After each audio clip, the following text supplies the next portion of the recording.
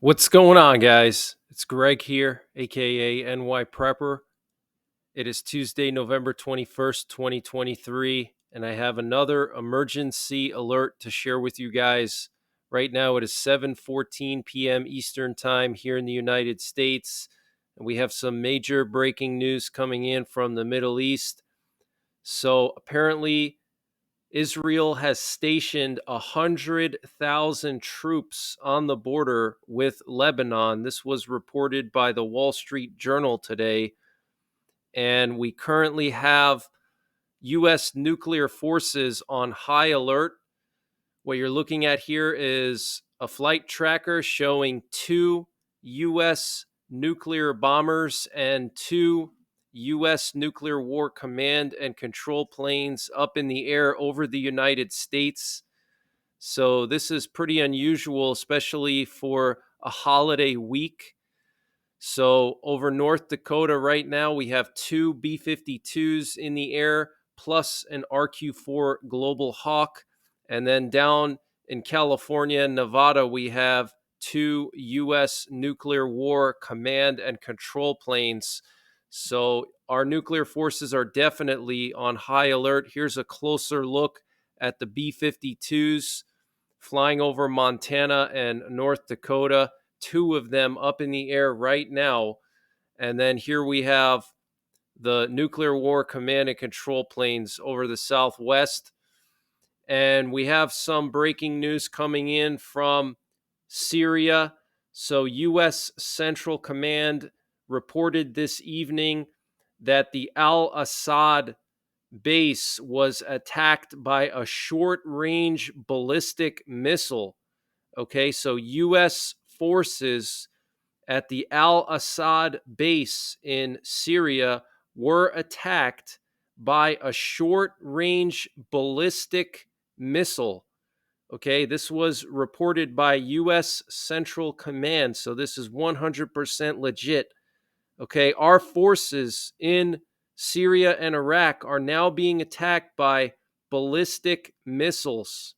Okay, so things are really escalating, guys. And here we have a statement that was released by one of the Iranian jihadist groups operating in Iraq and Syria. And they're claiming that they attacked the Al Shaddadi base for a second time in the last 24 hours. And it reads that the Islamic resistance in Iraq targeted the American base Al Assad in western Iraq and the American base in Al Shaddadi south of the Syrian city of Hasaka with appropriate weapons, and both bases were directly hit. Okay, so this is very, very concerning, guys. Okay, they are now using ballistic missiles against our troops. So things are very tense right now. And I personally believe that there's basically a full-fledged war going on between U.S. forces and these Iranian militias. And I have some proof to show you that. So here we have some footage that was released on social media from a civilian in the Iraqi green zone in Baghdad. Okay, the green zone is like a neutral zone, and you can hear gunfire in the background. Okay, who's responsible for this gunfire? We don't know, but we can assume that these are firefights going on around Baghdad. So this is very concerning. Let me play this for you.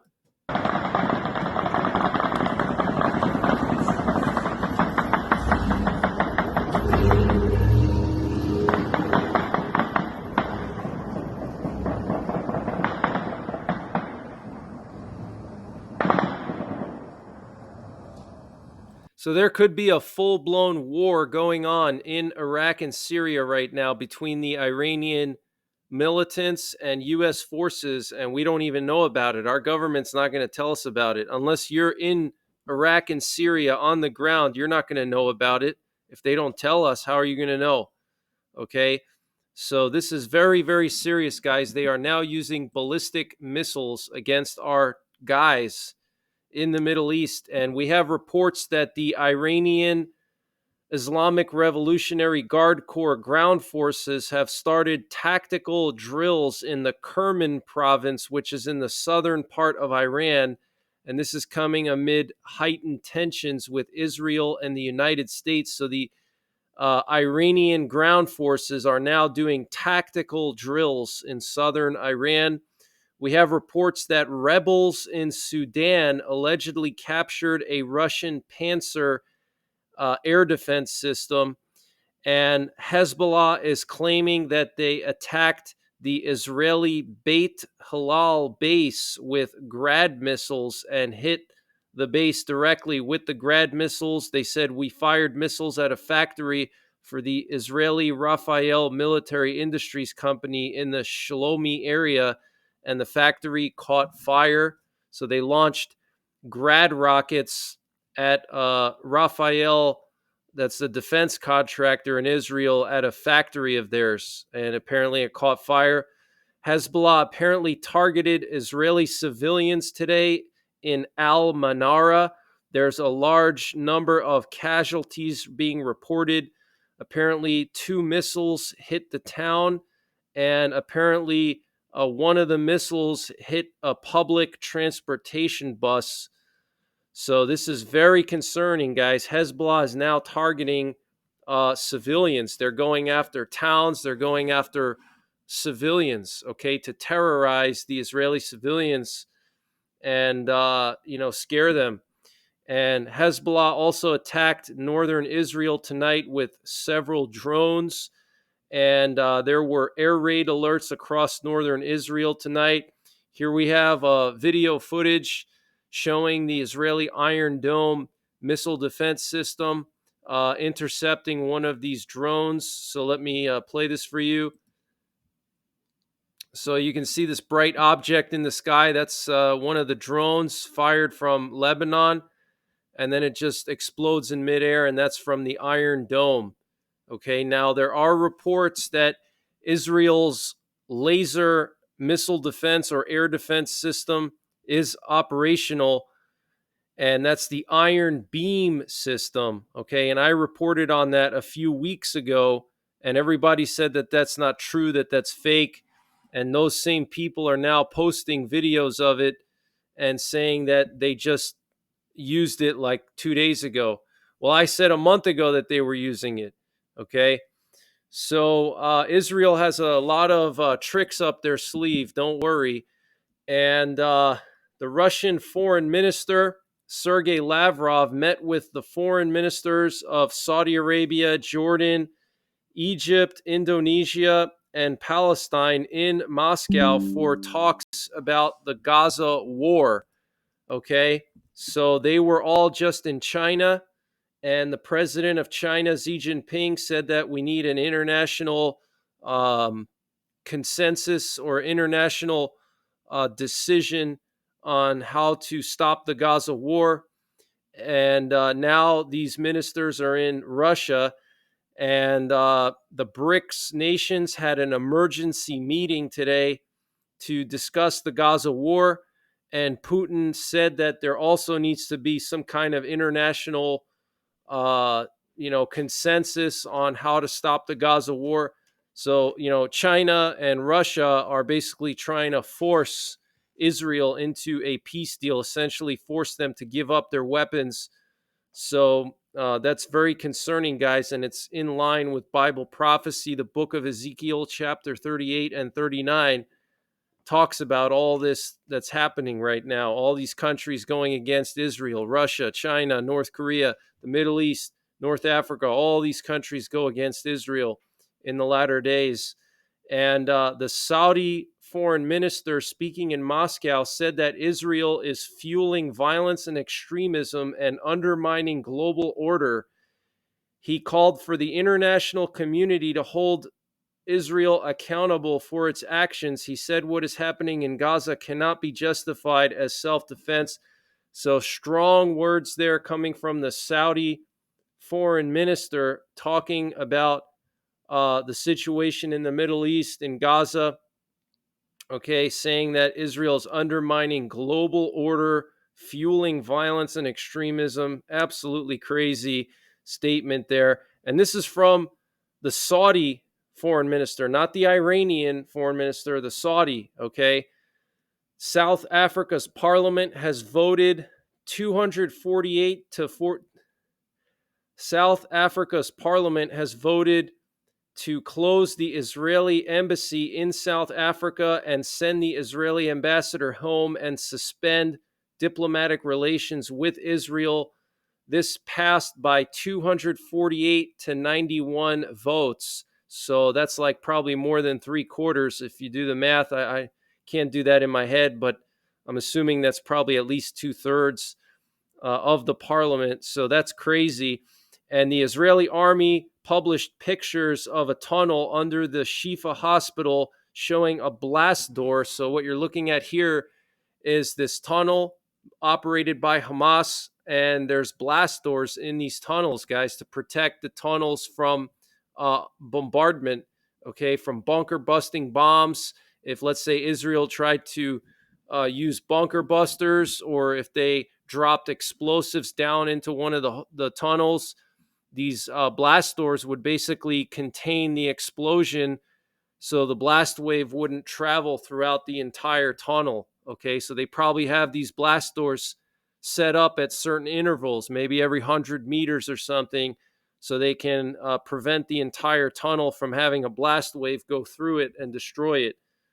Okay, so these tunnels are very extensive, very well engineered, and there's no way that Hamas did this by themselves. Okay, they're not smart enough and they don't have the money for that. So they obviously got outside help. Who helped them?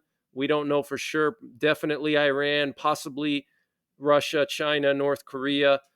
Okay, and apparently there was an air raid alert in Haifa in Israel, and explosions were reported around Haifa tonight. And White House spokesman John Kirby said that Hamas is committing a genocide, not Israel. He reiterated that today. And the deputy prime minister of Belgium said, "We will impose sanctions on Israel, ban the import of their products, cancel the European agreement, and demand that they be held accountable by the International Criminal Court and conduct a broad investigation into the war crimes that are occurring." So this is crazy, guys. The deputy prime minister of Belgium, I mean, he sounds like some kind of Iranian minister. You know, this is a European deputy prime minister going against Israel like that. Absolutely crazy. And we have some breaking news coming in from the Korean Peninsula. The USS Carl Vinson aircraft carrier arrived in South Korea amid heightened tensions on the Korean Peninsula. So this is a picture of the USS Carl Vinson full of fighter jets. Look at all these fighter jets, guys. Okay. And a Chinese Navy ship caught fire for unknown reasons. Here's a picture of that. You can see this warship on fire with black smoke coming out of it. And the Secretary of Defense, Lloyd Austin, made a surprise visit to Ukraine yesterday. And Finland is putting up border barriers in Salla in the Lapland in northern Finland with their border with Russia. This was reported by YLE, which is a Finnish news company. And look at where this is. This is all the way up here near the Kola Peninsula, near Arkhangelsk. I mean, it's really strange that Finland would be putting up border barriers all the way up in the Lapland. It's pretty weird. I don't know if they're afraid of an invasion up there by Russian forces, but that's the latest information that I have. I will keep you guys updated. I might do another update later on tonight. We'll see. If not, I'll definitely do more updates tomorrow. So make sure you're subscribed. Make sure you hit the bell icon below this video so you get notified when I post these updates. And other than that, take care, God bless, and don't forget the 3 Ps: prepare, practice, and persevere. And this video is sponsored by My Patriot Supply. Guys, we're living in very uncertain times, and you need to make sure your family has emergency food. When World War III starts, you're not going to be able to go to your grocery store to get food. or when there's a power outage caused by natural disasters or cyber attacks. So you cannot rely on grocery stores to feed your family. You need to have emergency food. And My Patriot Supply makes it very easy to prepare for these uncertain times. They have a 3-month emergency food supply, and it has a 25-year shelf life, and it's all contained within 6 rugged, water-resistant buckets. And you get a wide variety of food, from dinners, lunches, breakfasts, drinks, snacks. So you're not going to get bored eating the same food every single day in a real SHTF situation. They also have a 2-week emergency food supply, which is a great option for camping. So use the link preparewithnyprepper.com to get the 3-month or 2-week emergency food supply from My Patriot Supply. There's a link in the description below this video. It's an excellent gift idea for a prepper. They also have a general store. When you go to that page, you click on their logo, and once you click on their logo, it'll take you to their general store, where they have MREs, solar generators, potassium iodide, survival seeds, a whole bunch of stuff, fire starters, water filters. All of these are excellent gift ideas for the prepper in your family. So use the link preparewithnyprepper.com to get the 3-month and 2-week emergency food supplies. The link is in the description below this video.